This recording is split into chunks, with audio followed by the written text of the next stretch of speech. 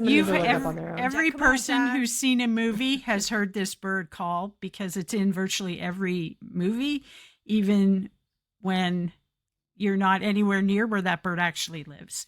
So if you go to Disney World, you will hear laughing kookaburras and not in the Australian exhibition. So if you go look at Tarzan, you'll hear from the 30s at Johnny whatever. Anyways, you'll hear it in their movies too. So that's why I picked it, is because people wouldn't think of it as a kingfisher, but they've almost 100% certainty heard it calling, laughing in some kind of movie or TV.